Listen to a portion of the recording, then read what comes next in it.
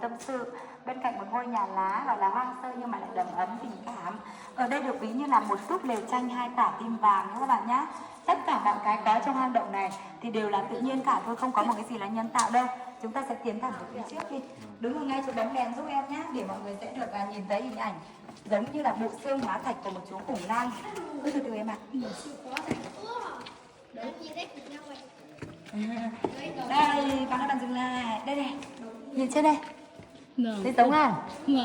Có cái mắt này, có cái mồm này, có cái cổ dài này, có cái cơ thể to lớn và có cái đuôi, thấy không ạ? Hoàn toàn rất là tự nhiên. Nhưng ở bên dưới lại luôn luôn có cái bức tượng Phật này soi chiếu che chở cho chúng ta di chuyển qua hang động được an toàn. Các bạn đi đường này hết sức cẩn thận nhá, chị đi cẩn thận nhá. Nghiêng bàn chân lại đi sát vách.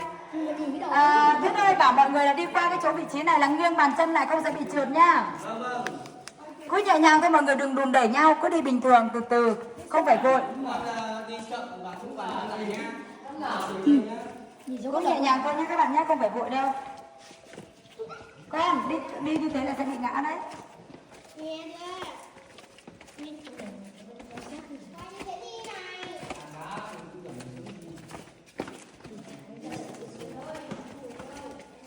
Cửa Nhẹ nhàng từ từ, cẩn thận.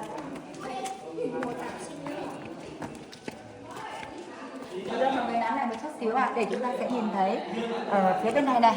Mời cả nhà quay lại bên này để mọi người sẽ nhìn thấy ở đây có cả một hình ảnh rất là đặc biệt, rất là đáng kính, là bức chân dung khuôn mặt Bác Hồ kính yêu, thấy không ạ? Đây này. Đó, vầng trán trầm rơi rất là rõ ràng. Và ở gần thì là cái tảng đá thôi mọi người nhá. Ở xa xa như thế này chúng ta mới nhìn thấy rõ. Còn đây là kiểu tết tóc của các thiếu nữ này. Người đồng bào ngày xưa tóc ai cũng dài, thành ra là đây cái vị trí này gọi là cái kiểu tết tóc của các thiếu nữ nhá. Ở đây có chú Hải Cẩu, và bên dưới có cả gia đình nhà ếch. Nhiều chú ếch ngồi đây để cổ vũ cho chúng ta di chuyển qua hang động được an toàn.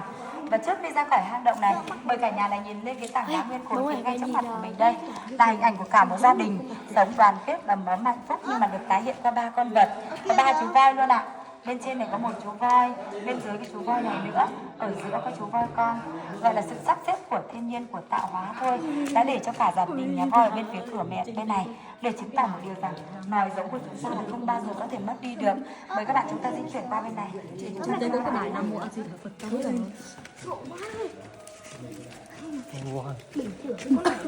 Không có để nhau. Mình đi mình có mình có đã hết của mình ngồi em lại bình thường.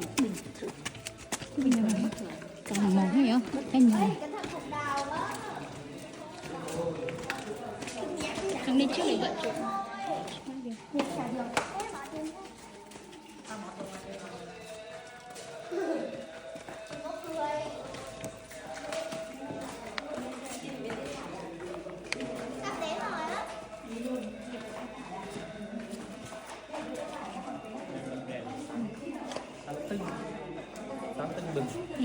Ai thích ngắm cảnh thì ngắm thoải mái. Đẹp chứ. Đứng lên đây chị thấy cái này. Em bạn đội mũ là đứng lên đây bạn. Vâng. Không đứng lên trên này. Được, được. Đội mũ che mặt sáng không? Có, sáng luôn.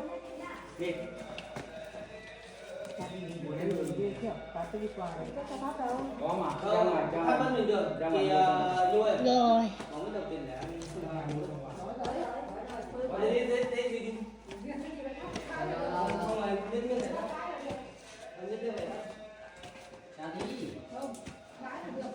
Ra cửa hang rồi.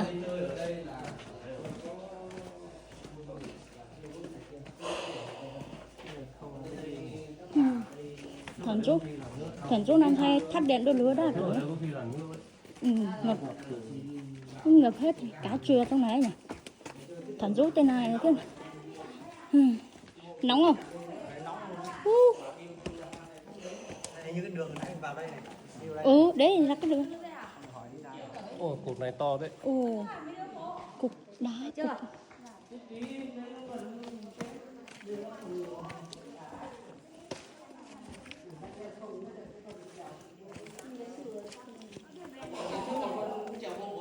Ôi giời, ra ngoài nắng nóng.